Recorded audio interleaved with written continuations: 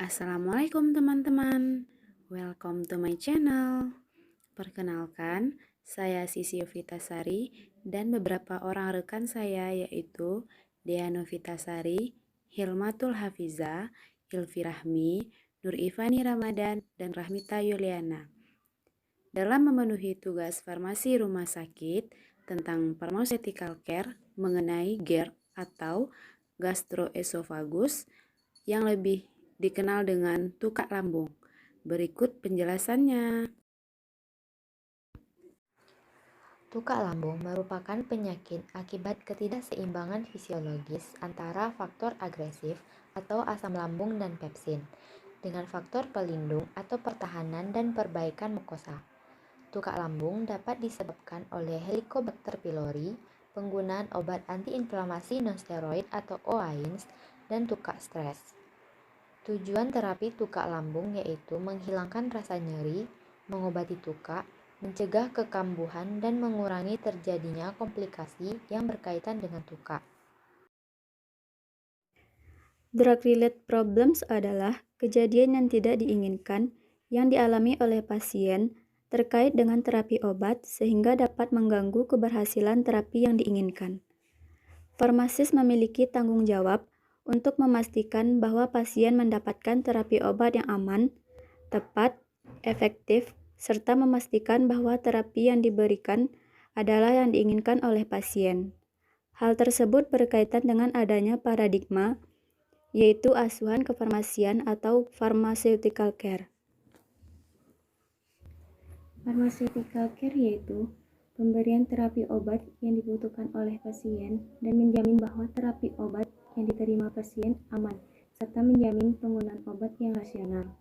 Dengan adanya paradigma tersebut, praktek farmasi klinik perlu diterapkan dengan tujuan untuk menyelesaikan masalah yang berkaitan dengan obat, serta menjamin penggunaan obat yang aman dan tepat bagi setiap pasien. Permasalahan obat jika diatasi atau diperhatikan akan sangat mempengaruhi hasil terapi. Permasalahan obat dapat berkaitan dengan indikasi, efektivitas, keamanan, dan kepatuhan pasien. Terapi pada pasien tukak lambung biasanya sering menggunakan obat kombinasi. Penggunaan beberapa obat sekaligus memudahkan terjadinya interaksi obat. Kejadian efek samping pada pasien yang menerima 0-5 macam obat adalah 3,5%, sedangkan yang menerima 16-20 macam obat adalah 54%. Peningkatan kejadian efek samping yang jauh melebihi peningkatan jumlah obat yang digunakan bersama ini diperkirakan akibat terjadinya interaksi obat yang juga semakin meningkat. Penggunaan obat dengan dosis yang tidak tepat dapat menyebabkan kegagalan terapi atau timbul efek yang berbahaya.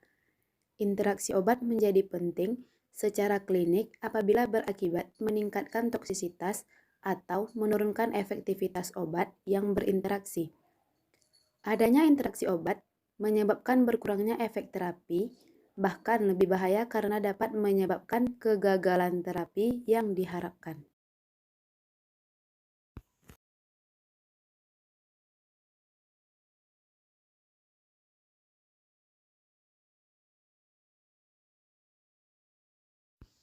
Pagi yang cerah, secerah matahari yang memancarkan cahayanya pada pagi itu. Pukul 8.30, seorang ibu pergi ke apotik Kimia Farma dengan tujuan untuk menanyakan obat apa yang digunakan untuk penyembuhan penyakitnya. Selamat pagi Bu, saya Rahmita Yuliana, apoteker yang bertugas pada pagi ini. Ada yang bisa saya bantu Bu? Pagi Mbak, gini Mbak, saya mengalami sakit di area ulu hati saya. Terus saya juga sering sendawa. Oh iya Bu, maaf, dengan Ibu siapa ya? Nama saya Dayana. Kalau boleh tahu gejalanya sudah berapa hari Bu? Sekitar 2 hari yang lalu Mbak.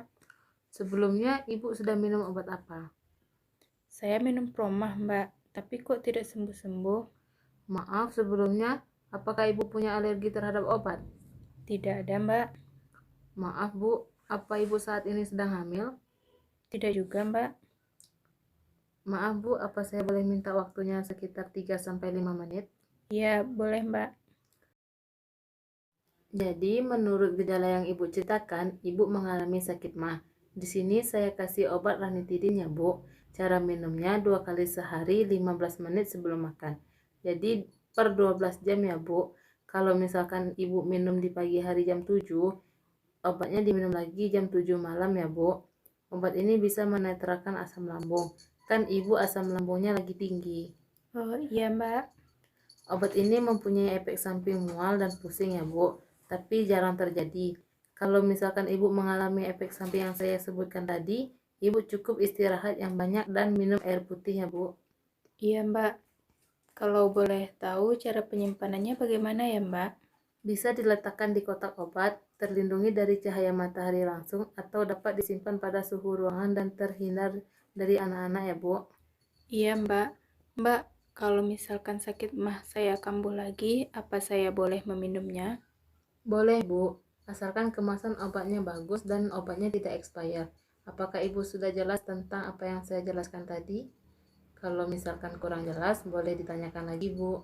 Sudah Mbak, sangat jelas. Terima kasih Mbak. Sama-sama, Bu. Semoga cepat sembuh.